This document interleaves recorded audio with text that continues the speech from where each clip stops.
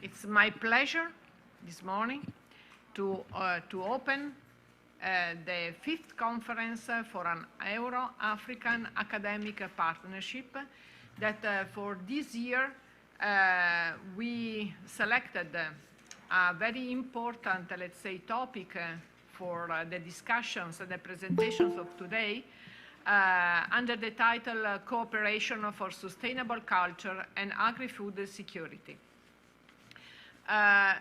Before starting the works, we have some delay this morning, and actually we have a series of speakers that will be only online connected with us, and to respect, obviously, their also the timing, I will be very short in my introduction, but first of all, I would like to deliver you the greetings and the wishes for a successful conference this morning by Director Professor Dino Mastrocola, that is trying to introduce or do the same in the other labs this morning.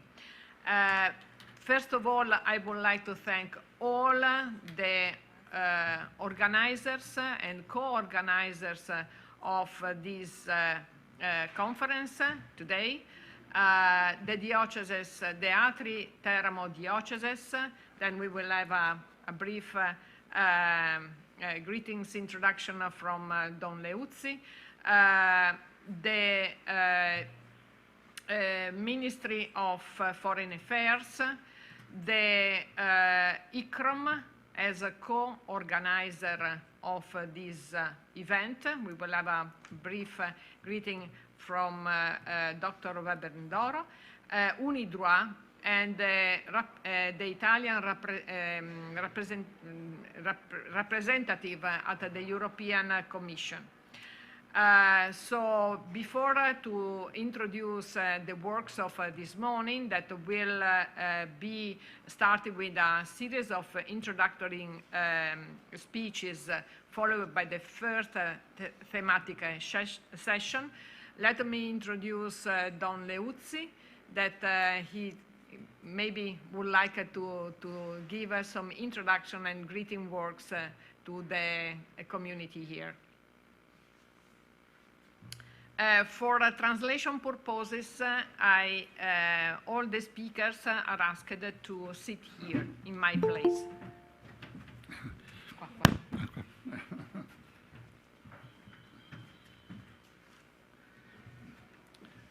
Buongiorno a tutti, solo un breve saluto e soprattutto un ringraziamento, perché questa esperienza, che grazie alla direzione per la cooperazione e lo sviluppo del Ministero degli Affari Esteri italiano, è davvero un piccolo segno ma importante segno per il futuro. Ecco, ho sentito in questi ultimi tempi usare il termine partenariato, e questo mi sembra un termine che dobbiamo conservare e soprattutto sviluppare per il futuro. Il tema che avete scelto è molto impegnativo e anche molto specifico, per cui non entro perché non sono competente. Sono contento che il Ministero degli Affari Esteri abbia voluto affidare a questo evento la stessa tematica su cui da qualche mese sta lavorando. Ricordo l'evento organizzato con la FAO, proprio sul tema della sicurezza agroalimentare. Io vorrei soltanto ringraziarvi e soprattutto chiedervi di proseguire in questa esperienza di partenariato euro-africano, e speriamo che prima di Natale possiamo incontrarci, sia pure per via remoto, per affrontare questioni, argomenti importanti e contemporanei. Avremo occasione poi di ritornare su questa proposta, ma già vi chiedo di informare le vostre università, i vostri centri di ricerca, che vorremmo ritrovarci insieme per uno sviluppo sempre maggiore di collaborazione culturale tra l'Europa e l'Africa. Per cui grazie di cuore, e ricordiamo questo termine partenariato, perché può essere davvero un punto di riferimento per il cammino e gli sviluppi futuri della nostra società contemporanea, perché davvero c'è tanto bisogno, come abbiamo ascoltato ieri, di una nuova e più intensa conoscenza per poter costruire un mondo migliore e soprattutto un mondo di pace. Grazie di cuore per quello che fate e soprattutto per quello che farete per la crescita dell'Europa e dell'Africa. Grazie di cuore e buon lavoro. Thank you. Thank you very much. I'm sorry I forgotten one of the co-organizers of this event this morning, which is the IZS Teramo, that is here also represented by Laura. Apologize again, but also in the list of the headings, I forgot also to report and include the logo. First, before starting with the introduction, I would like to invite here on the desk also Dr. Weben Doro, Director General of ICROM, for giving a few words, introductory words to the event of this morning.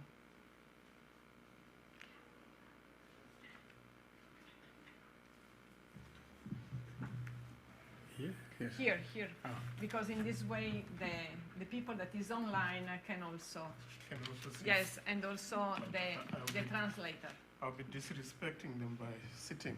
Yes. Sorry.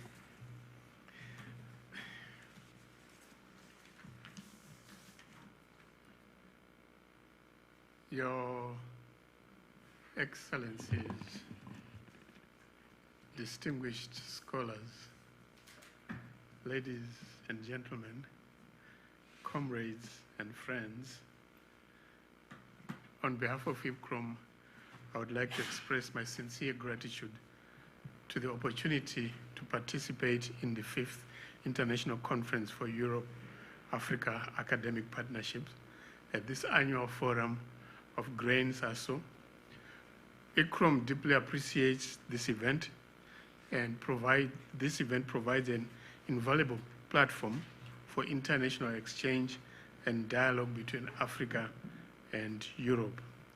I want to thank our partners from the University of Teramo, the Diocese of Teramo Art, and of course, I want my sincere thanks to the Directorate General of Development Cooperation of the Italian Ministry of Foreign Affairs and International Cooperation, ICOMOS, Italy, UNIDOA, and many, many others.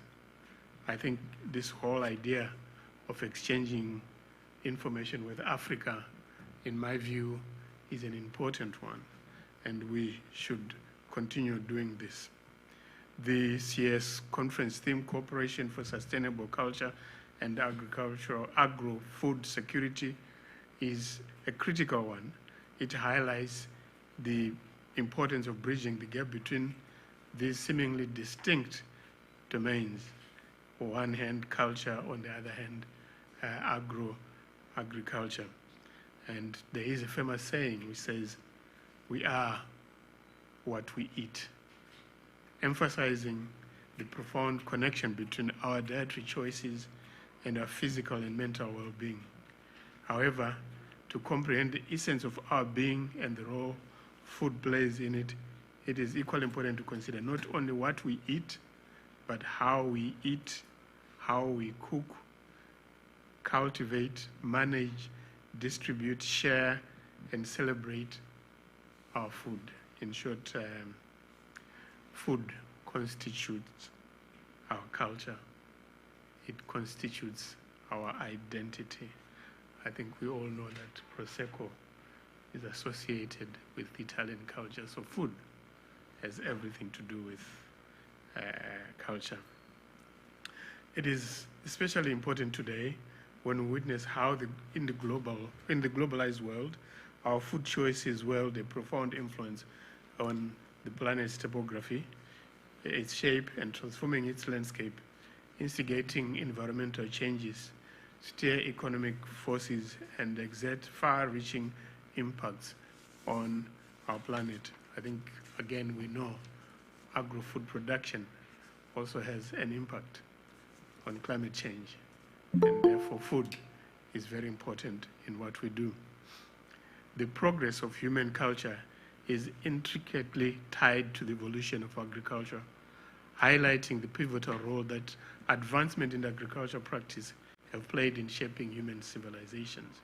It is within our critical heritage that we can find numerous solutions to some of the most pressing challenges. I'm sure we all know that some of the food issues, agriculture things, have found their way into the UNESCO's World Heritage List, and again, emphasizing the importance of culture and emphasizing the importance of the link between agriculture and culture. We at ICROM have also started working with FAO on an initiative to promote and collect evidence through globally important agricultural heritage systems. Again, FAO has realized that culture is important, and that's why they also want now to cooperate with us. At this conference, you will have the opportunity to listen to presentations by prominent academics from both Europe and Africa, and through their research and practical efforts, they are dedicated to enhance our comprehension of the intricate relationship between cultural heritage and food security. You will gain insights into various topics, including agroecological practices, actions taken to combat climate change, and the significance of cultural landscapes. I, again, want to thank all the partners, particularly the Ministry of Foreign Affairs, for ensuring that this cooperation continues. And I thank Teramo, the university, for this continued. We've been doing this for some time now, and I hope we can continue with the support of Ministry of Foreign Affairs to do this. I sincerely thank you for coming and participating in this workshop. Thank you.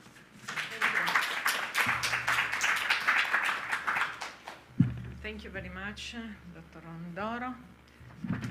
Now let's try to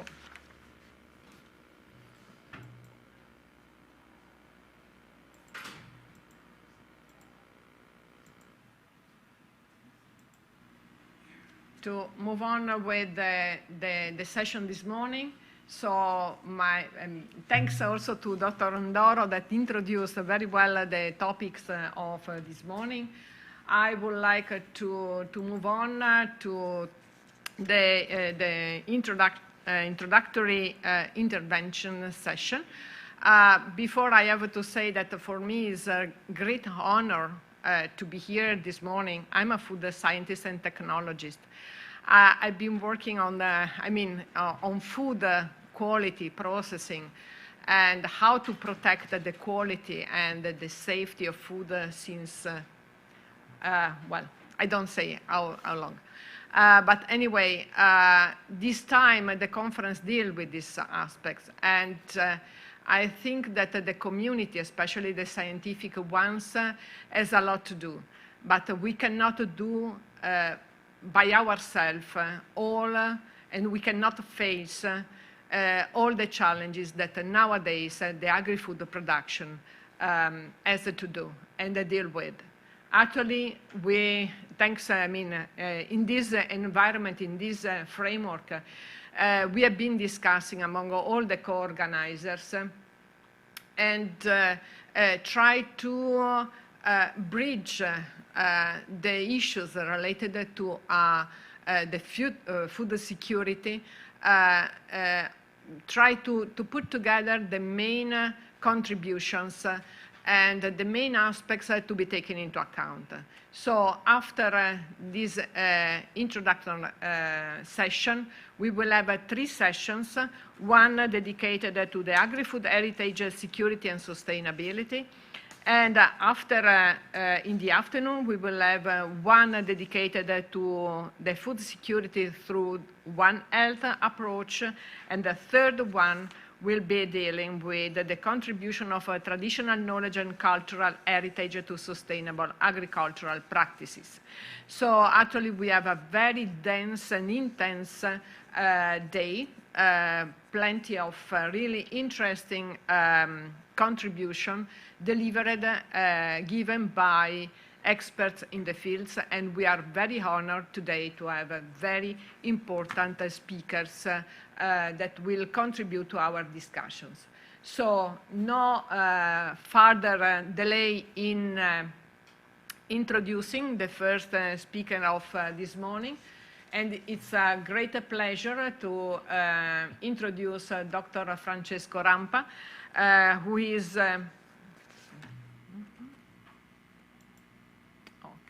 just the technical aspects. Okay. Of the European Center for Development, Policy Management, Strategic Advisor to the Special Envoy for Food Security of the Italian Ministry of Foreign Affairs. Dr. Thank you very much. Thank you very much. Thank you very much. Dr. Pita, it's a true pleasure for me to be here in this conference. My organization, ECDPM, is actually specialized on Europe-Africa relations, so it's particularly a pleasure to contribute to a conference on Africa-Europe partnerships. That's my daily bread, but part of my job is also indeed being special strategic advisor to Ambassador Gatti. And so I can today present to you, let's say, the guidelines, the major directives of how Italy is supporting food security globally and in its partner countries. Of course, the starting point of all of this is, unfortunately, you all know, it's the fact that food security and the sustainability of food systems are worsening. And so it makes a lot of sense. You know this has always been a tradition of Italian development cooperation, that agriculture and food security are always at the center of what Italy has been doing for decades. But even more now, given the worsening situation of food insecurity worldwide, Italy is even accelerating and stressing even more at all levels, political and technical, the centrality of this intervention. More than 800 million, unfortunately, people all over the world suffer from hunger. Around 3 billion people cannot afford a healthy diet. It's not only, of course, an issue of eating calories, but the quality of the diet is also very difficult to achieve a sufficient nutritional level. And recent trends in climate, as you have already heard, are making agriculture suffer further, worsening food security. Of course, the effect of the COVID pandemic aren't over, and that also increased the number of people suffering from hunger because of various reasons, and international markets going down, as well as recently, of course, the aggression of Russia in Ukraine has further increased the prices of important goods, which also contributed. So in this very bleak picture, Italy confirms over the years, and even more in view of next year presidency of the G7, that Italy will hold the centrality of food security and food systems. Without being long at the technical level, I'm sure some of the speakers will go into it today.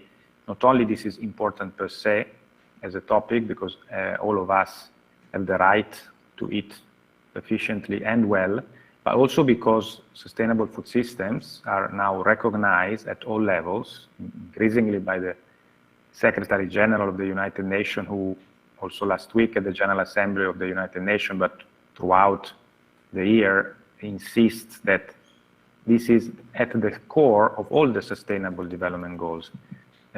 Sustainable food systems and food security are a precondition for many of our sustainable development goals to be achieved, because they are crucial for the way we interact with the earth. They are crucial for our health. They're crucial for the way we grow our economies.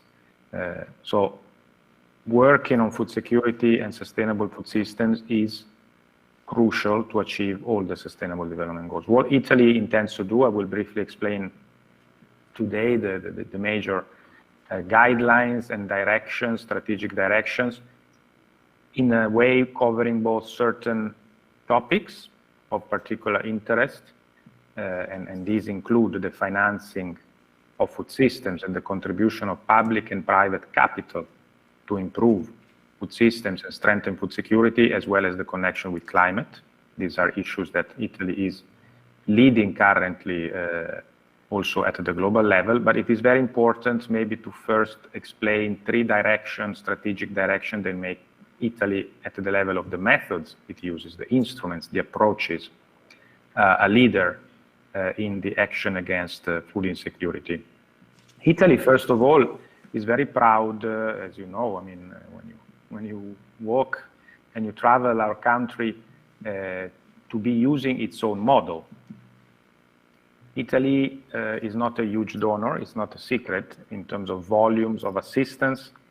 Italy is not one of the major providers in terms of number of millions dedicated to overseas development assistance. But compared to other donors and international partners, it certainly can transfer, discuss, exchange, for example, primarily with Africa, its experience, its history of sustainable agricultural production, of sustainable food systems, of involving the whole value chain of production of food from the plot to the supermarkets in a way that is really sustainable, because it combines the skills and knowledge and action of smallholder farmers. We have so many smallholder farmers that are really the custodians of our beautiful territory in Italy, up to the large producers, and you know very well Italy is one of the major exporters of food worldwide.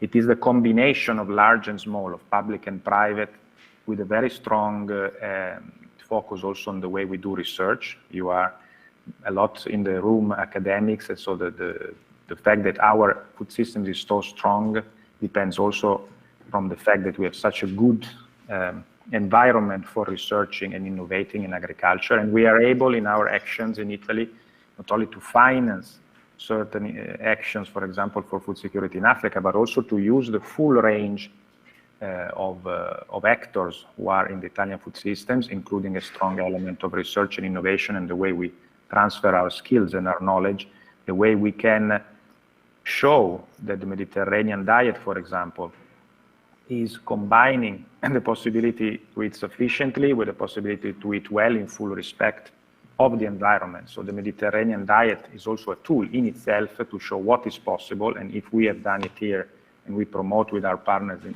the Mediterranean diet, this is a very important element of the way we interact and we support other countries, especially in Africa, in strengthening food security. A second crucial method and approach of Italy in the fight against hunger is at the multilateral level. Italy is the host, we already heard talking about FAO, but we also have the other Rome-based agencies. We have important players in Rome, including the CGIAR, the International Worldwide Consortium for Agricultural Innovation. So we have really the capital of the United Nations and the global system on food systems and food security, and this regularly brings leaders, scientists, companies here in Rome to discuss how to approach food insecurity together. So at the multilateral level, you might have heard at the end of July, Italy hosted the second ever World Food Systems Summit with the presence of the Secretary General, including from the United Nations, and that's how Italy intends to monitor and contribute also in the way the global community is doing. So the leadership of Italy at the multilateral level has a spillover effect on the way partnerships, we heard in the introduction how crucial all of this is, and it is important that we open up the debates. Rome remains the capital, and Italy intends to lead the fight on food security with its partners by pushing this agenda always at the multilateral level. A third absolute crucial element as a method of the Italian approach, as I said, is also the interaction and the contribution of non-state actors. So the Italian Development Cooperation, of course, is a primary player. It invests hundreds of millions every year, but it always, and it is increasingly doing, cooperation also with the private sector, with academia. And recently, Minister Tajani himself is leading a number of missions, together, of course, with the Minister of Agriculture and Minister Lollobrigida, to bring all the Italian development cooperation system together with the Italian private sector in a number of countries through a series of public-private missions, together with big companies, small companies who can invest together with their partner in Mediterranean countries first. This took place in Egypt, in Albania. There will be one soon in Tunisia, and then soon other sub-Saharan African countries, started with Kenya, where the Italian development cooperation from the public sector meets the local counterparts, understand what is needed to strengthen food security, and including, crucially, exploring joint projects, very concrete ways for the Italian companies, the Italian researchers to contribute to development on the ground that is inclusive, that is respecting the environment. This is quite innovative and is increasing the role of the full system in the fight against hunger, and it will be very much increasing as a general strategic direction.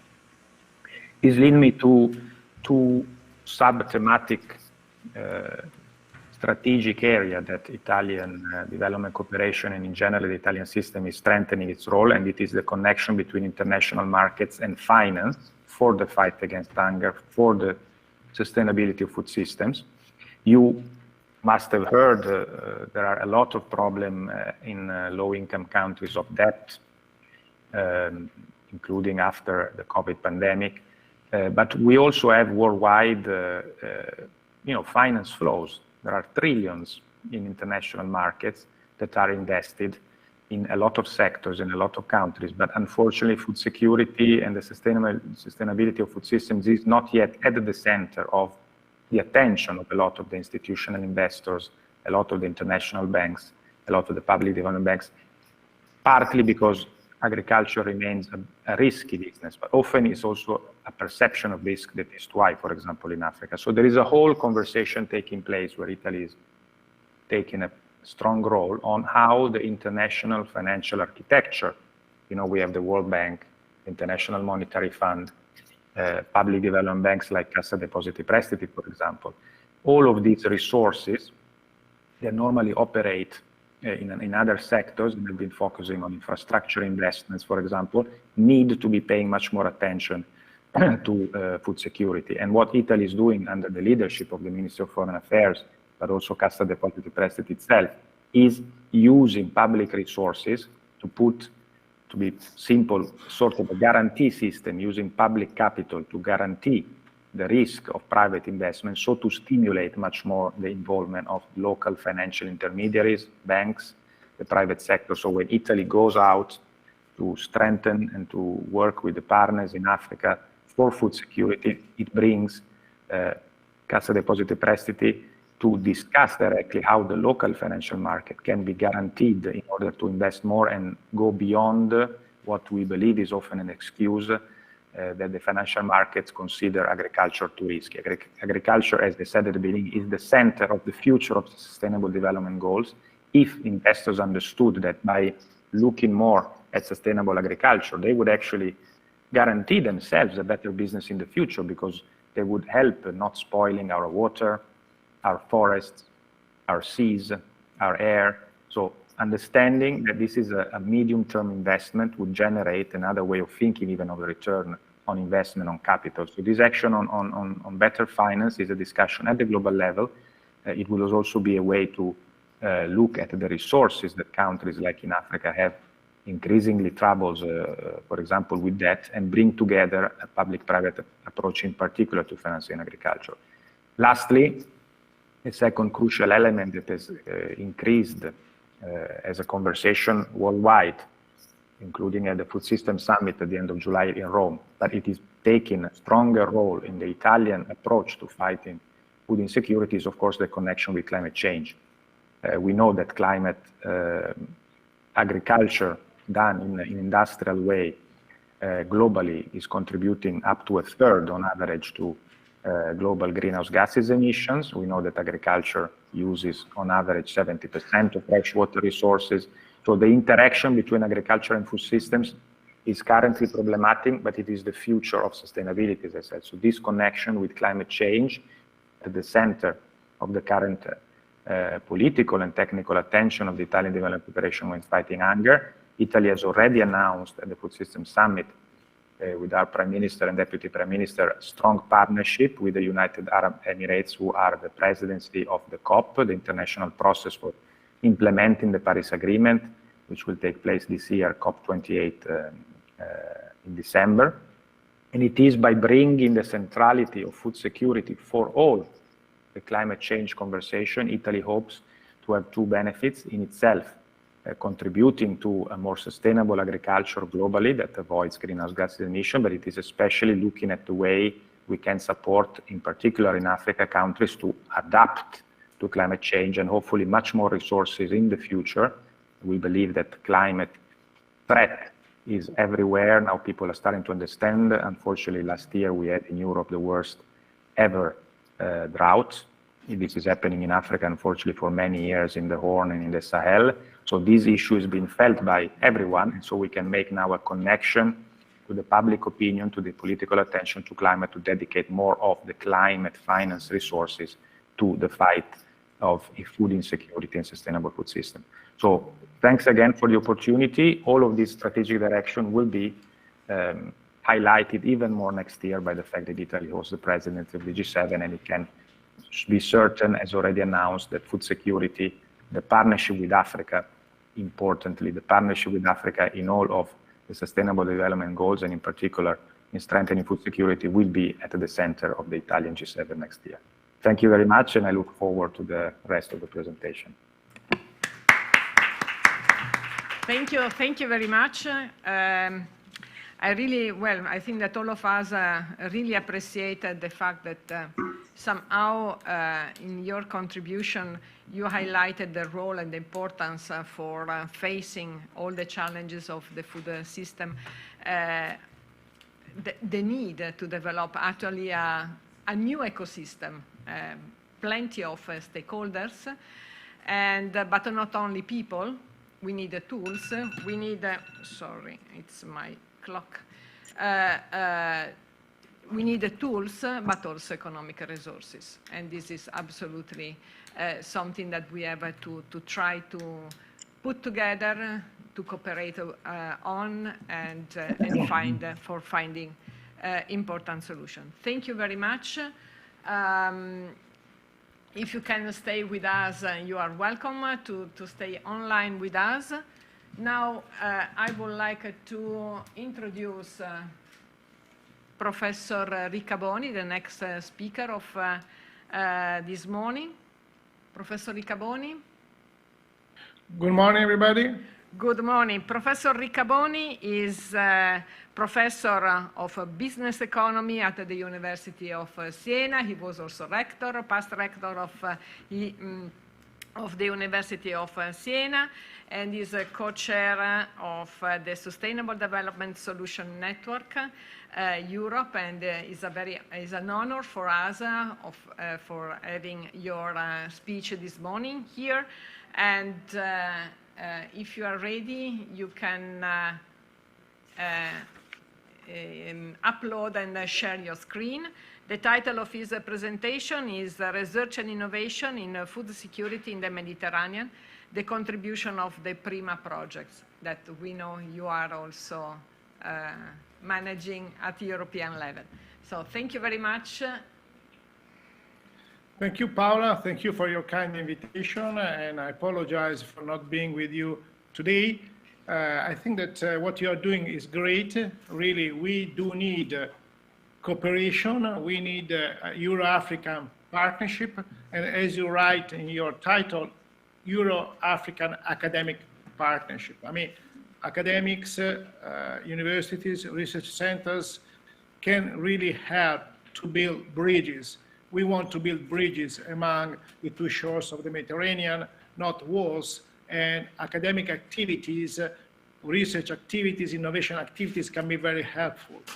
Not only to make our researchers, our labs to cooperate, which is very, very important, but also to help each other to deal with the challenges in front of us. Because the challenges we have in front of us are very, very important, and we can deal with them only if we cooperate. So working together is important in order to know each other better, in order to understand that we can build bridges, but also working together can be very important in order to find solutions, to the challenges in front of us. So now I will present a few slides just to give more details on what we are doing on PRIMA, but I can do also without slides because maybe it is better because it is more effective sometimes to talk directly. So what we are doing as PRIMA. PRIMA is dealing with very important challenges because as we know, the Mediterranean area is warming 20% faster than global average. So this means that the effects of climate change are hitting us more than other countries. Also, we have a very high cereal import dependency ratio. It means that there are countries which import, for instance, Lebanon, 99%, Egypt, 44% from abroad. So we have a very strong dependency from other countries, from other areas. What is very bad is that 69 million people are undernourished in our rim, so 69 million people. And we know that the water food demand in the next years will increase a lot. By 2050, they say that this will increase 60%. We have 7% in this area of global population, but we have only 1.2% of the world's renewable water resources. So it is very likely that in the future, this area will go under a very strong, very dangerous, high water stress. So this is something that we need to take into consideration. In this field, agri-food sector is very vulnerable. As we know, the agri-food sector is very vulnerable to climate change, but also, unfortunately, it contributes to climate change. So what we need to do in terms of agri-food, we need to provide safe food, nutritious food to a more, to an increasing global population. So we need to give more food, but better food also. This is a very important challenge, while consumption patterns by consumers are changing. So this is very important to highlight because we are the cradle of the Mediterranean diet, but our citizens are changing their attitude, and the risk is that not healthy nutritional behaviors will be diffused, and this is very, very dangerous for everybody. This is also an area, the food sector, where usually producers, even processors, are rather conservative, and there is a slow rate of innovation. Companies have difficulties to deal with research centers. So, I mean, it's not an easy area because we have very, very dangerous, very, very important challenges in front of us. We are conservative. We have difficulties to access laboratories. We have small, medium-sized enterprises which usually do not participate to the innovation conversation. So what we need what you are advocating in your conference. We need partnership. We need to work together because we have very little resources and we have big challenges in front of us. So this is why PRIMA was created. PRIMA stands for Partnership for Research Innovation in the Mediterranean Area, and this initiative has a very strong support by the Euromed governments, because without their support, it was impossible. So we have 19 Euro-Mediterranean countries working together. And this is very important because it means that countries, governments from the Mediterranean area understand that we need to work together. And the budget is $500 million over 7 years, which is a very important budget. And this budget makes PRIMA the most ambitious scientific diplomacy initiative ever launched in the Mediterranean. And the fact that this is done in the area of agri-food is clearly a very important sign that agri-food systems are very important for our future.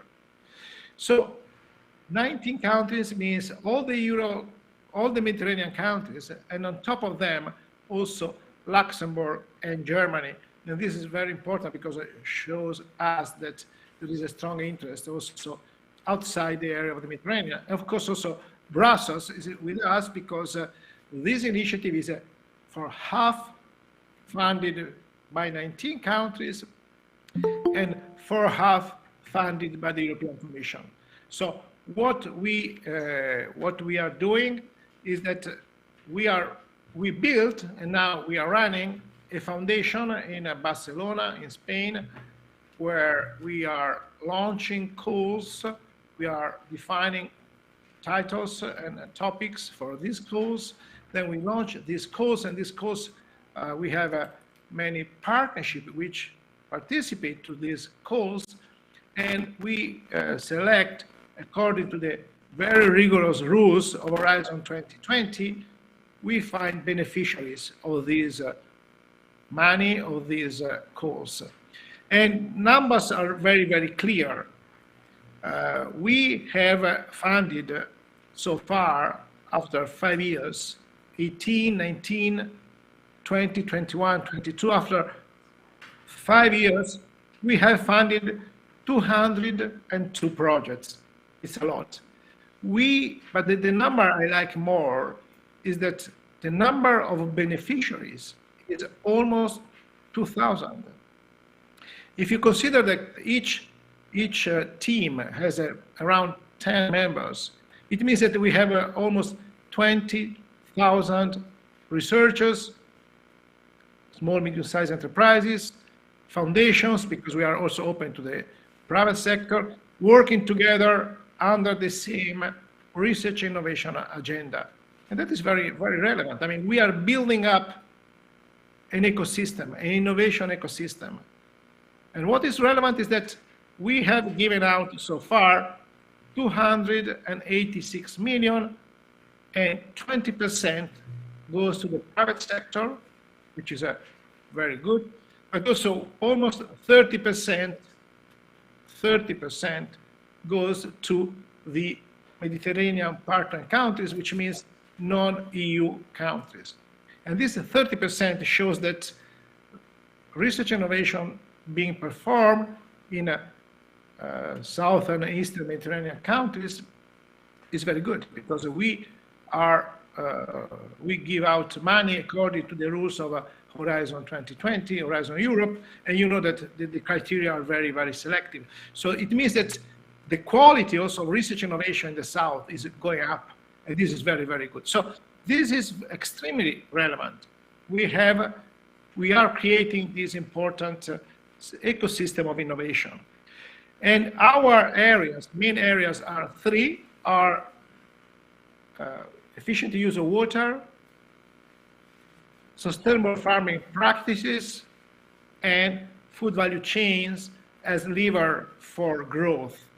So we are very pleased that participants are applying to all of them, which means that these three areas are very relevant. Recently, we also added a new area of interest because of the relevance of the nexus between water, ecosystem, food, and energy. So the so-called WEFE nexus, water, ecosystem, food, and energy. And also we have 10 projects funded in this area. So this is a very wide spectrum, wide area of projects. So at the basis of our initiatives and also our success so far is that our activities are based upon a very important principle. We do believe that the principle of equal footing should be at the core of these initiatives, and we try our best to implement it. So this means that we do govern the initiative together from the north and the south. We do manage it together, and we do fund it together, because also the countries from the south also invest a lot in Prima, because as I told you, out of €500 million put in the program, half comes from the Commission, half from 19 countries. And within these countries from the south are relevant donors to the program. So this is very, very important in our initiative, because we need to work together also in these issues. So what we are doing now is we have a lot of projects of research and innovation. We started in 2018. So now the challenge, which is the challenge now? The challenge now is to see how to translate the ideas, the research and innovation initiatives that we have funded and we are implementing so far, how to make them concrete projects, concrete activities in the field. So the so-called adoption of these innovations by local farmers, local companies, local communities. And this is the key challenge in front of us. So in the first 5 years, we focused on promoting research innovation. Now in the next future, we should work more and more on this area. And this is what we have already started. Francesco Rampa mentioned it also before. So we are now working on some projects. We started with Egypt, but also we will do it also with other countries. And some projects to see how to scale them up within local communities and with local enterprises, which is not an easy task, but that is very, very important. This, of course, can be done because in our projects, we have projects with different degree of closeness to the market. So we have some projects which are more basic research, some projects are more higher closeness to the market. So especially the latters are those that are easier to scale up. So because they have already demonstrators, they have pilots. So what we are doing, we are scouting among the most interesting projects with more interesting demonstrators and pilots to see how to scale them up. In order to do that, it is very important our relationships with other institutions, other initiatives being run in the Mediterranean. We don't need to reinvent the wheel. I mean, we need to take advantage of other initiatives. We need to cooperate also among initiatives. I mean, it's completely foolish to invest in something that's already being done. So also because money is scarce for everybody. So what we are doing, we are working very closely with other institutions, because it is very important to work with other institutions. And in particular, I would like to mention UFM, Union for the Mediterranean. As you know, Union for the Mediterranean is located in Barcelona as well, but basically we are also hosted by them in terms of facilities. So UFM for us is a strategic partner. As you know, UFM is doing a lot of initiatives in order to promote a partnership between among the countries in the Mediterranean. So we are working very closely. We have next week a very important conference on scientific diplomacy in Barcelona at the UFM. I would be very pleased to be there next week, because we do believe that that is the right forum in order to exchange ideas, circulate solutions and working together. So UFM for us is a strategic partner, but also FAO. FAO is for us a key partner. We are contributing to the Science Innovation Days that will be held mid-October in Rome. We have contributed to the UN Food System Summit held in FAO a few weeks ago. So that is something that for us is extremely relevant, to work with others in line with the SDG 17, but in line with the need for making these activities really close to each other. That is extremely important. So our projects can be seen through different lenses, through different perspectives, but what we would like to say is that the key distinction is about, as I said, the areas of water management, sustainable farming systems, agri-food value chain, and the welfare. So just to mention a few of the projects, but I don't want to take advantage of the time, so I have a couple of minutes more. Paola, if you agree? Just two. Two, yeah, I promise. And so which are the main initiatives are about, for instance, innovative solutions for wastewater treatment and desalination, decision support systems for water management. We are testing existing varieties and novel lines to biotic and abiotic stress, reduction of inputs in conventional farming systems, innovative alternative animal feed, or for agri-food value chains, valorization of value chains which are usually not very common, innovative platform for the traceability and authenticity of agri-food products, valorization of a Mediterranean diet, and then we have all the area about the welfare.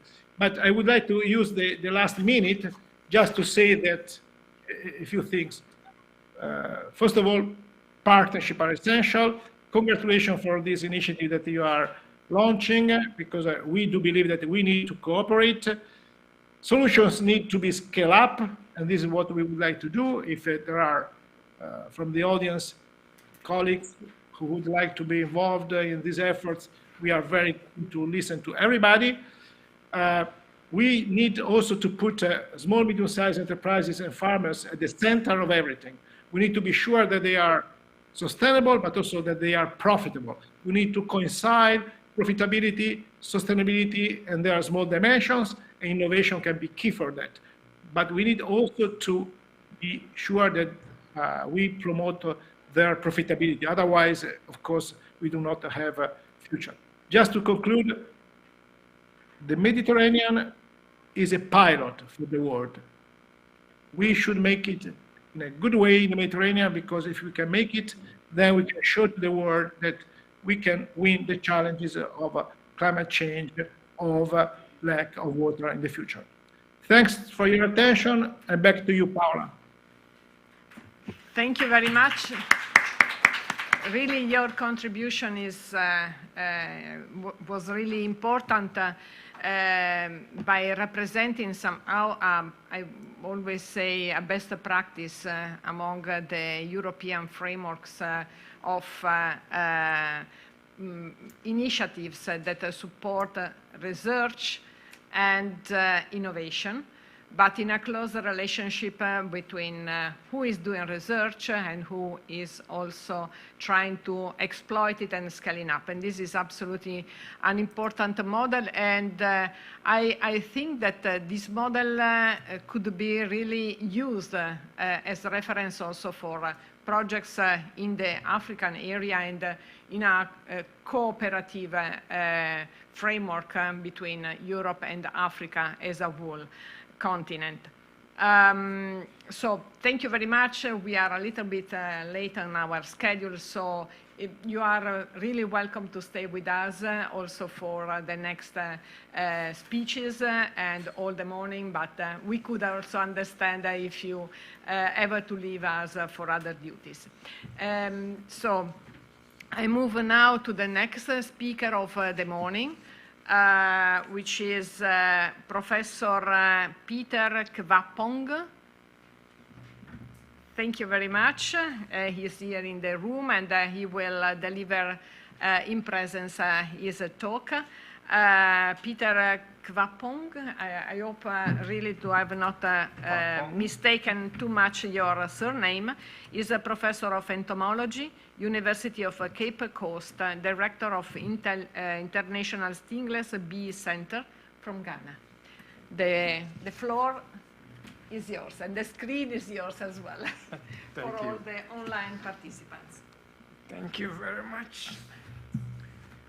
Once again, good morning, His Excellencies. Close. Do you have a presentation? Good morning, His Excellencies and the organizers of this meeting. It's a very important topic, and I'm very excited to be part. And I also welcome other speakers and other scholars who are here present. Thank you very much for the opportunity I have.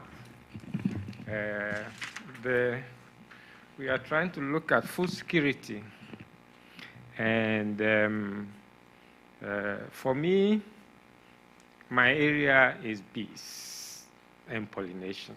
And you cannot talk about food security in the whole world without mentioning bees or pollinators. And that is what I will try this morning, the topic I have, to try to, in two ways. First, I'm going to tell you the importance of bees and how they need protection, the importance of heritage, how heritage needs protection, and community well-being. Community well-being is the same as food security, if you like it. How we can link these three and also make them see how they are inseparable. Then I'll also give you a case study of a personal work I've been doing in Ghana since my heart was touched by the food insecurity in the world.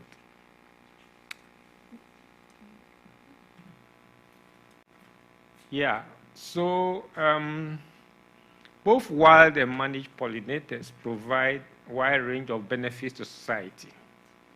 Number one, pollinators help us meet our food security requirements. Then farmers and beekeepers also help us increase our livelihoods. I will explain this in the course of my presentation. Then pollinators also contribute to social and cultural values. We also have pollinators maintaining the wider biodiversity and ecosystem stability that you see. So if you see your forest, as we drove yesterday into Teramo, we saw a very nice landscape. And I tell you, when we made a stopover at the on the way, I went around looking at the flowers and the plants, and I saw that they were full of bees. And without them, there would be no seed for the plants to germinate and the seeds for animals to eat, feed on. So really, bees are very, very important as pollinators in sustaining all these things, I mean, as a benefit to society. But however, pollinators face numerous threats, like other speakers have said. The whole world is facing threats. But our threats, the pollinator threat is anthropogenic. It is human-made. And so we can find solutions to them and try to reverse food insecurity. For example, there have been changes in land use and management intensity. In the past, machines and sophisticated equipment were not used to farming, but now all those rampant use of pesticides that are hazardous have killed all the pollinators. And so there's a decline. Climate change also affects pollinators, because if the plants they feed on is not available as a result of climate change, then their populations will go down. On the other hand, they can also help reduce climate change by the pollination activities. They drop seeds which germinate into forests. And you know how forests can also ameliorate climate change. This is wonderful. Then pesticide and genetically modified food. In Africa, or Ghana specifically, if I go to buy vegetables, sometimes I look at it twice before I buy because I'm not sure whether the vegetables are contaminated or not. And, you know, pesticides is all around us. People think that you can't farm without pesticides. Then pollinator management, the way we manage them. Then also invasive alien species. So these have all contributed, these threats have all contributed to the decline of both wild and managed pollinators. However, as I said, there can be effective policy and management responses to safeguard and sustain pollination services. And as we go along, this will be made available. Let me just take you to a classroom. I know a lot of you know about pollination process, but for this presentation, you can see a bee there. Pollination is actually the transfer of the male portion of the plant to the female portion to effect fertilization and also you know, production of seeds and fruits. And this is indicated in the flower there. I wouldn't want to bore you. So, as a result of pollination, fertilization and reproduction takes place. And for the plants, because they are static, they need an agent. And the agent mostly are animals. We also have wind and water kind of pollination. But majority of our crops, that global plants that we depends on pollination, especially by animals. And bees are the chief of them: insects, flies, butterflies, moths, wasps, beetles, and thrips. Then we have the vertebrates: birds, bats, and other mammals and lizards. They are all supposed to contribute to pollination, but as I'll show you earlier, if you can see in the shot there, there's a big bee. In Ghana, our contemporary to the bumblebee you have here is the Xylocopa bees or carpenter bee, and this is one of them on the flower over there. So pollinators are linked to human well-being. How? The maintenance of ecosystem health and function, wild plant reproduction, crop production, and food security. So I was singling out bees because they are the most important group of the pollinators. They visit more than 90% of all the leading 107 global crop types. They number over 20,000 species and have been described so far in the world, and 50 of them are managed, but 12 of them are commonly used for pollination. And this includes the Apis mellifera, the bee that stings and produces the honey. Apis serena, if you go to Asia, that's the type they have of that there. Then in Europe, you also have the bumblebees. But in Africa, our most important bee is the stingless bees. And if you look at the shot over there, the world map there, the area covered red is where you can find stingless bees. So far, there are about 500 to 600 different types of stingless bees in the world. And you can see that by population, Africa has a lot. Brazil has the most, and then solitary bees. The most important managed bee in the world is the Apis mellifera, And if you go to people's backyard and they do commercial farming with Apis mellifera. But currently in so many parts of the world, especially in the tropics and subtropical areas, stingless bees are becoming important. So what is the value of bees and pollination? Bees provide numerous benefits to humans, such as securing a reliable and diverse seed and fruits. So through pollination, you will get the seeds, you get the fruits. So as we went to the supermarket a few days ago in Italy, you can see there's a section full of fruits. And imagine you have breakfast without fruits. And the seeds that we get from this fruit are used to plant back the trees. So without bees, you can see. Then sustaining populations of wild plants. So all the plants that we saw from Italy to this place are sustained because of pollination. Then honey production and products of beekeepers, they also help enrich the farmers. Then cultural values, I'll explain the cultural values as we go on.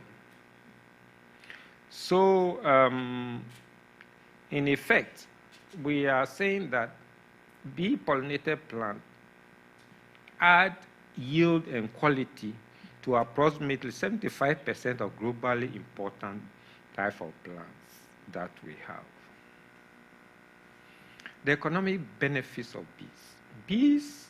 Bee pollination substantially affects global crop markets, with bee-pollinated crop having higher sale prices than. So there are certain plants that are not pollinated by bees or pollinators, and they don't attract more sales in the market as compared to those that are bee-pollinated. In 2009, so many years back, a few years back, market price and production price of bee-pollinated services has added 235,000 billion to 577 billion to the world economy annually. So annually, this is how much bees contribute to the world economy.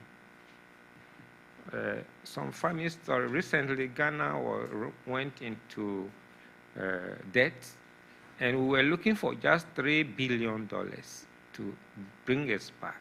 And if bees can contribute 577 billion to the world, then if we focus on bees, protecting our bees, we wouldn't go for this help, I think. And I made it clear in there. So the rest is these things. So there are other benefits for bee pollination apart from economic benefit. You know, cacao, almonds, and coffee, these are all animal pollinators. Cacao is pollinated by flies, not bees. But almonds and coffee are pollinated. And we can't do without almond, we can't do with coffee. Everywhere you have coffee, breakfast, lunch, dinner, there's coffee, and people are drinking coffee. Without it, this coffee will not be available. And what we are saying is that honey and bees provide employment and income for millions of people. In agriculture alone, over 1.4 billion people are employed. And it's all because of bees. Otherwise, they will go out of employment. And particularly in the poorest, poorest rural communities, 70% of whom rely on agriculture source. So bees are really resourcing people and they are feeding people. So if you are thinking about Europe, Africa, I think our cooperation, I think our attention must also go to bees. Bees are very important. Beyond food, pollinator-dependent plants or bee-dependent plants provide medicine. They provide biofuels. They provide fibers. They provide construction materials, musical instruments, arts, crafts, and recreational activities. And I'll explain this as we go on. There's a case study in India which found that 40% of all the plants that are non-timber forest products include medicine, construction materials, are benefited from pollination services. The use of bee-pollinated biofuel, such as oilseed rape. In Europe, you have a lot of oilseed rape, and these are the oil we find in our supermarkets for cooking and other things. Now they are being used for biofuel. Sunflower and soya bean, all these are pollinated by bees. And in Europe, for example, over 4.3 million hectares of these biofuels can be found across Europe. The other aspect of bees is livelihood security and poverty alleviation. Bees can help to ensure livelihood security and alleviate poverty among rural communities through honey hunting and beekeeping practices. And these are through their indigenous knowledges. And for beekeeping, it requires minimal investment, but it generates a lot of product that we can sell. And we know that honey and other products from are antibacterial, antifungal, anti-diabetics. They are used in medicine. So community welfare or well-being of bees. I've already mentioned that bees and their product also benefit society indirectly as sources of inspiration of the arts, music, literature, religion, tradition, technology, and education. Another example is the picture in the shot. Pope Urban the third was very particular with bees. And several other examples, because of time, I will not list it, but there are important things ahead which I want to. Heritage sites are also like classical gardens, agave landscape, and other places are also as a result of bees. Napoleon Bonaparte, because of his strength, he thinks bees are busy and strong, and therefore he used that as a symbol. The Mormon tradition also used bees as their symbol. The Mayan tradition of Mexico also used stingless bees as their symbol. And over here, what I wanted to stress here is that there are certain drivers that human beings are involved. And these drivers, land use and management, climate change, pesticides, I've mentioned them earlier, bee pathogens, which help the decline of or the loss of pollinators. And therefore, in response to that, we can change the way we manage our lands. We can change the way we sort of apply pesticides. We can choose the way we manage our bees, and we will revert by protecting our heritage. So in concluding, I just want to tell us that we need to understand these drivers, interaction, which put human well-being at risk and bee decline at risk. And this will enable us to give responses that target these programs. My second presentation, which is short, about 2 minutes, is a case study of what I do in Ghana. I have established a center called International Stingless Bee Center, the first one in Africa. And I did it single-handedly. This is seated in the tropical rainforest, very nice place, and I keep various species of bees, stingless bees that you find in Ghana. The reason is that I found out that the Ghana, we we clear the forest and put fire and consume everything in the way of the fire. So these bees gradually are getting finished. So there's the need to find a sanctuary, keep these bees for posterity. I started that, so I rescue. When I see that people are farming, I go rescue these bees mainly live in the cavity of wood, and so I go and buy the wood and take them to a safe place, and the safe place is this way, so you can see the wood lined up in the place. Then I do research, carry out research to find out how we can improve and culture these bees. I do training for people who want to keep the bees. I also advise people how to use the bees for pollination. And I also provide ecotourism for people who want to learn more. And the product of the bees are very important. This bee lives like a family system. It has a queen up there. Then it has the workers, which are the females, and then the males. And when I bring the bee, I put a box on top, link it with the hive, and cover it. Then they produce this product, honey, pollen, in pots. We call them pot, honey, pot, and propolis. These are the three most important. So you see the honey there, the second one, pot, and the pollen pot mix. The next one is pollen pot. Honey is broken, the pollen one, and the propolis. These are serious medicine, antibiotics for our use. The same thing, and different species give us different colors anyway.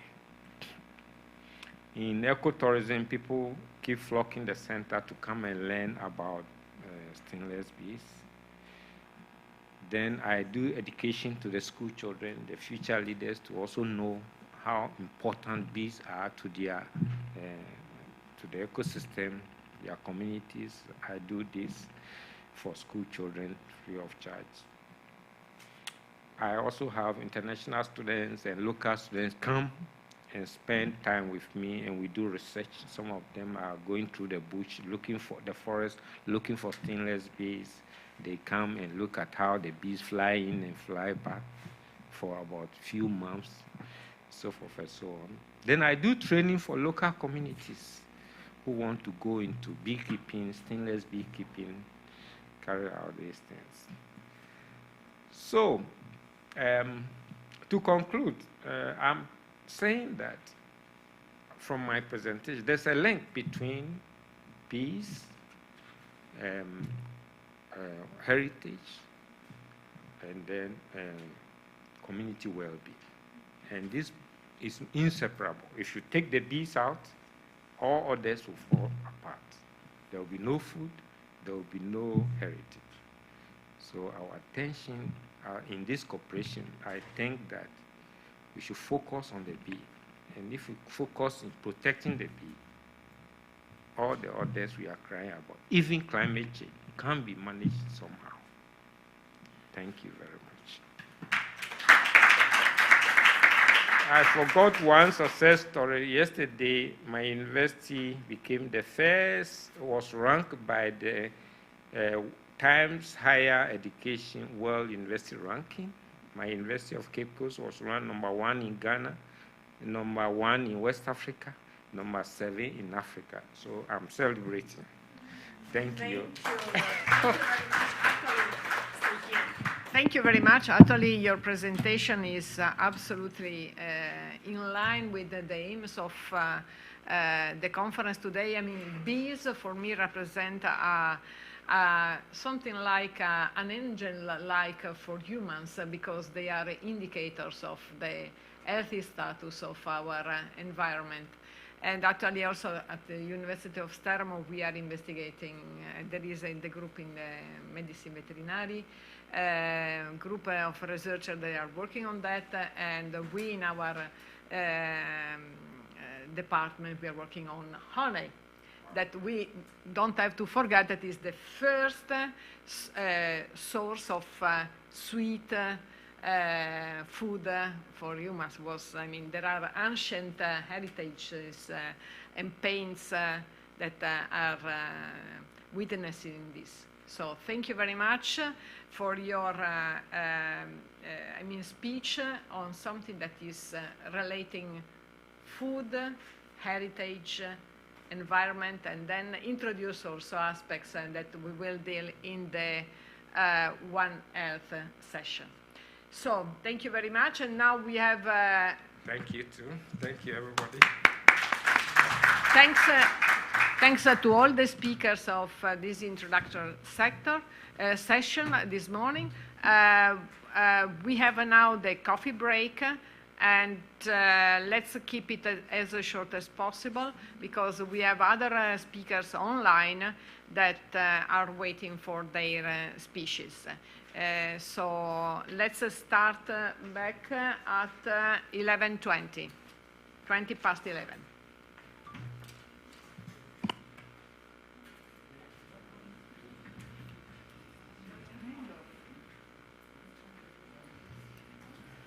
Non so se tu lo...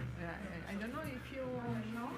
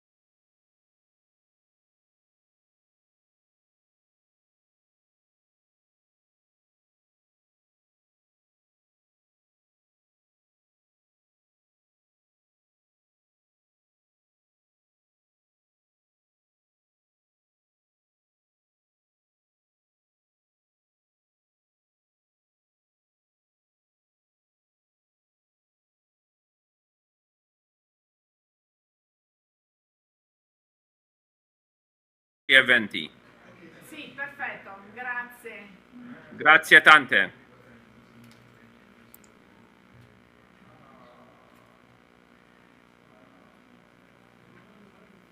Salve, buongiorno, io sono un ufficio informatico, mi parlavano di un link per la domanda. Vai a prendere Mi hanno chiamato apposta. Amaro. Un link? Un link di qualche collegamento, adesso vediamo di che cosa si No, il parla. collegamento è riportato già sul sito, ma c'è Appunto, c'è solo appunto, quello. appunto, vediamo che mi hanno detto vai lì nella tesi e vai a chiedere di che link. Ma io sono qui in aula, ok, io sono in aula tesi e nessuno mi dice nulla. Nessuno sa nulla. Io dove stanno le traduttrici? Le traduttrici non ci sono. Saranno andate a prendersi il caffè.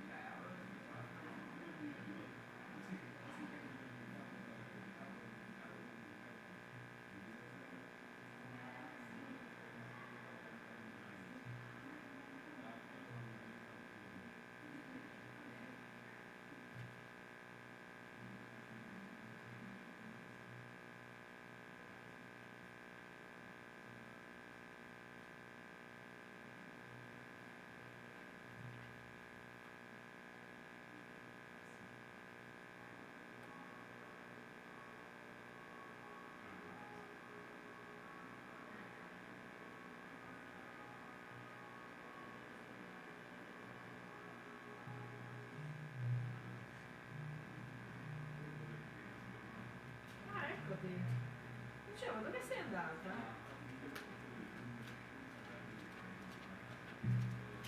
Mi sono persa. Oh no, no, è che non posso scollegare il cellulare da qua, se no mi si perde la connessione. Ma sei andata fino al bar? No, no, sono andata a prendere un po' d'acqua. Non ti fai prendere anche questi?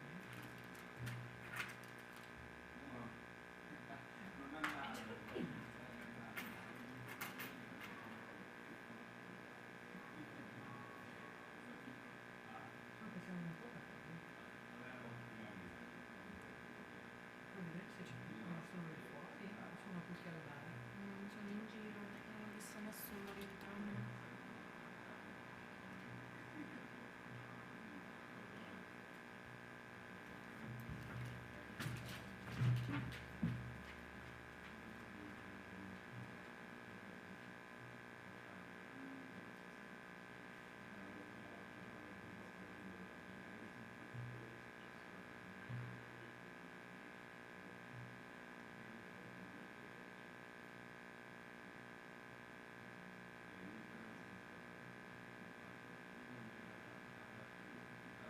Però io comunque alle 11, alle 11 e mezza, 11:25 bisogna vai fuori e comincia.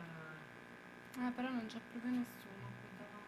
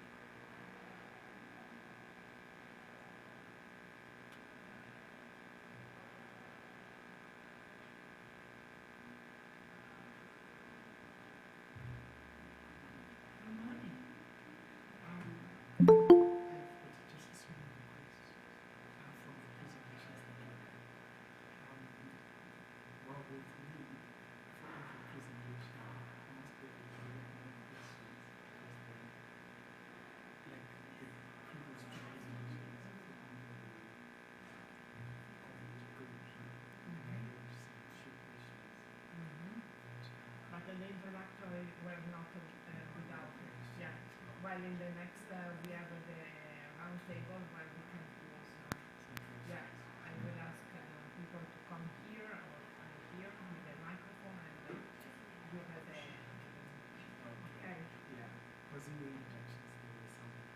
Yeah, I know. But anyway, the next sessions will have each one round table where actually we will collect questions from the participants as well. Where do you come from? Zimbabwe. Oh, Thank you so much. good. C'è nessuno?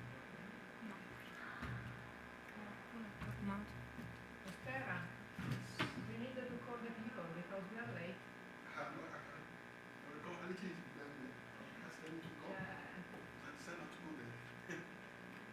Apologize, but we know to.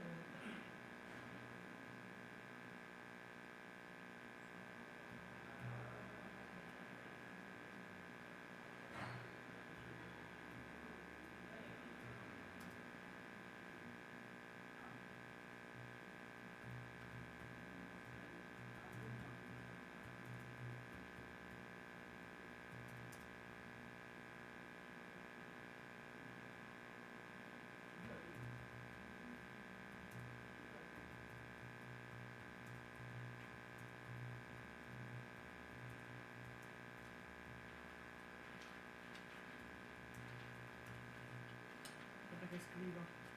Puoi scrivere e mettere ancora 5 minuti di ritardo.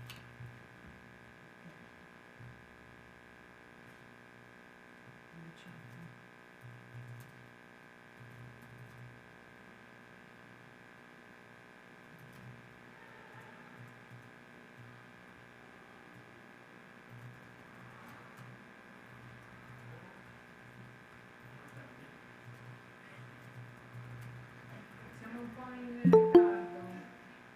Scusa.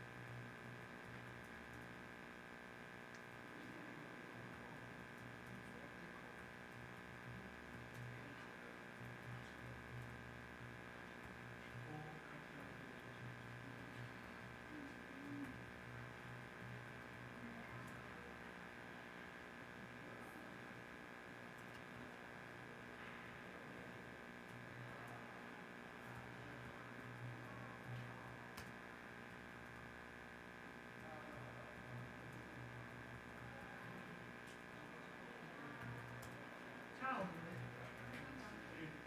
Bene, ma li abbiamo persi col caffè e non so come fare.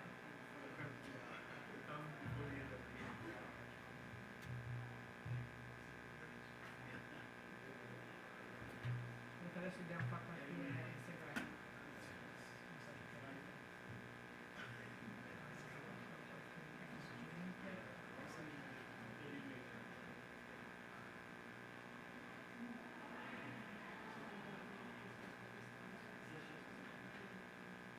Non so.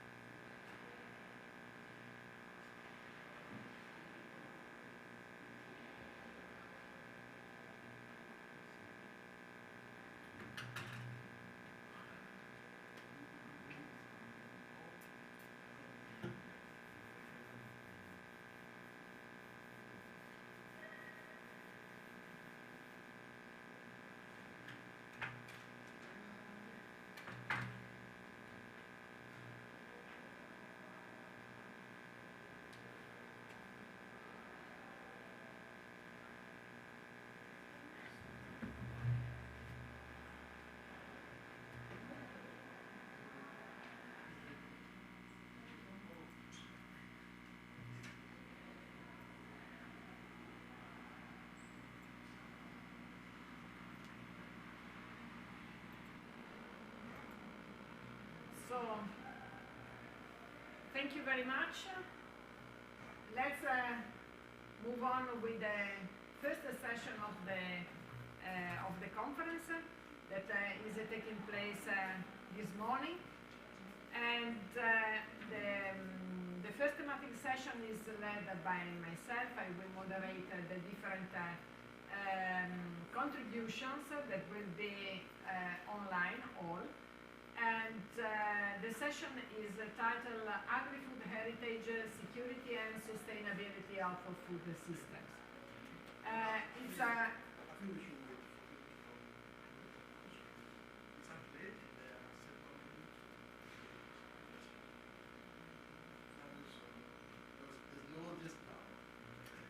okay, just a moment. They are asking me to wait. If it's not a disturb for the participants and the speakers that are on the other side, if they can wait still 5 minutes. Thank you.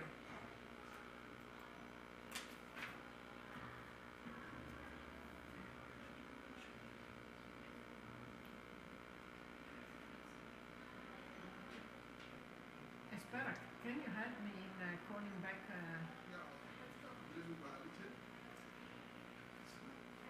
Apologize for this, but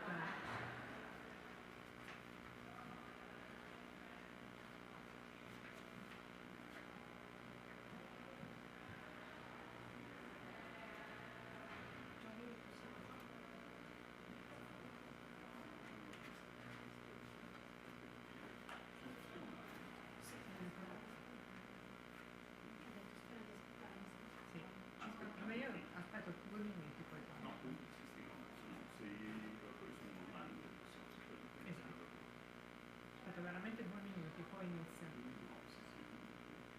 Espera, we cannot wait any further because the people is online, Mitzi is waiting for other meetings after.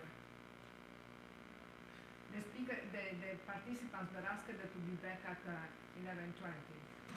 I understand the situation, but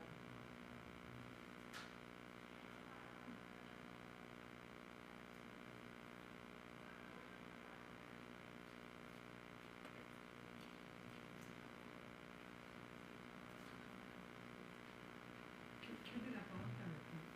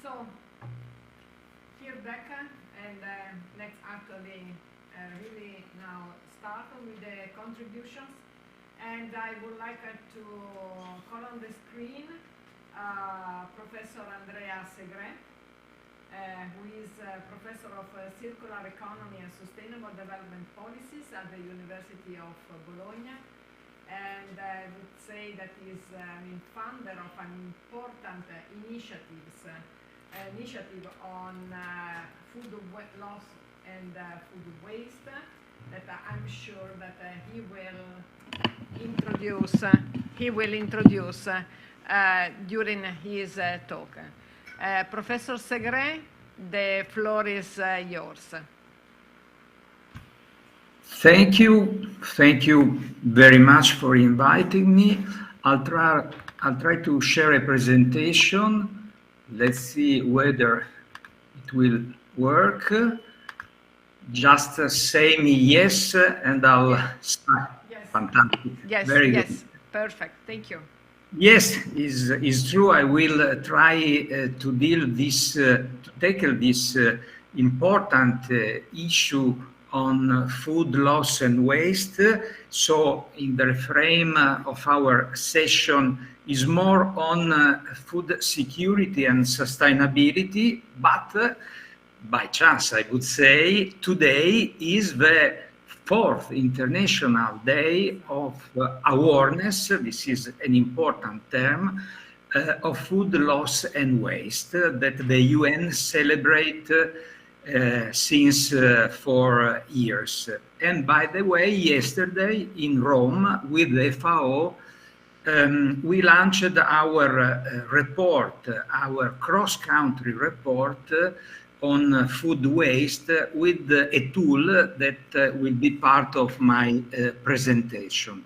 But we need to start because it's important with a definition of food loss and food waste, looking at the food chain, so starting from farms, then going through processing industry, transport, sales, and domestic and outside the household consumption.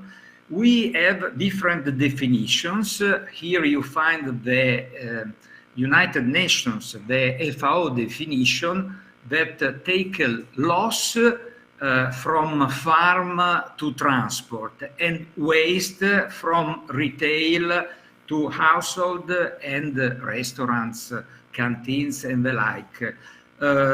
Is very important to address this definition because then policy interventions and also tools from a methodological point of view are very important. And in our case, I'll tell you, since we work in this field over the past 25 years, more or less, we concentrate food waste in terms of behaviors, considering our households. But I'll explain later when I'll tackle the tools issue. Losses and waste, it doesn't matter how we define, have a sort of important impact. I'll now just consider the part related to the economic indicators. Here you have the EU data.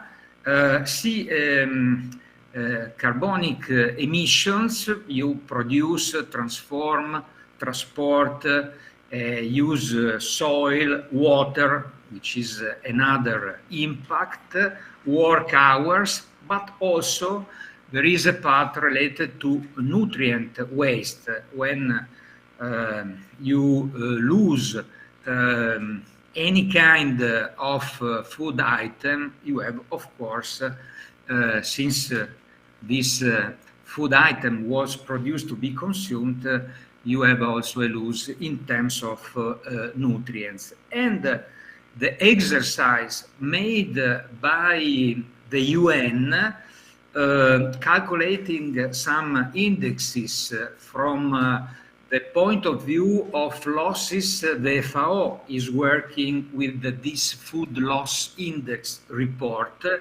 On the web you find a lot, and the global data is that 14% of what is produced is wasted, which is, I mean, an important percentage. If you go through the food chain and you take distribution, sale, and household consumption, you have another index which is produced by the UNDP, the UN Environmental Program, another agency, very important, by the way, with the food waste index.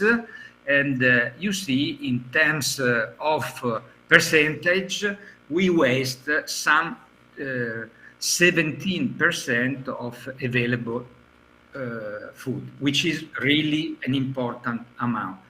We have different figures according to methodology. This is just to add you a sort of flavor, a perception that this is an important phenomena all over the world. We said an environmental impact, an economic impact, a social impact, because we are very much aware that we have a part of the population that is sort of starving, another part is overeated, and in between we have to consider, this is I think a critical point that is underestimated in our research and also in policy measure, that we call, in terms in scientifically speaking, metabolic wasting or overeating, when you, let's say, I'll try to explain in a simple way, you eat too much with a value of eating in terms of nutrients very low, and this has also an important impact. You have some figures here on health and the cost of health, of course. So a different perspective in which you have to tackle this broad issue from losses to waste. And by the way, this is very much well addressed in the agenda, the UN agenda on 2030 on sustainable development. It is addressed in the target 12.3, actually is very easy to remember, where we suppose to have food waste along the chain within, by the way, few years, because we are very close, 7 years from now. So, how to do it? And this is the focus of our experience that Paula just quoted, because we went into the field of economic behaviors. We realized, starting from Italy, if you calculate the share of food waste at household level along the food chain, so starting from production and going through all the part of the chain until of our table, 70%, so very much in terms of percentage, is in our household.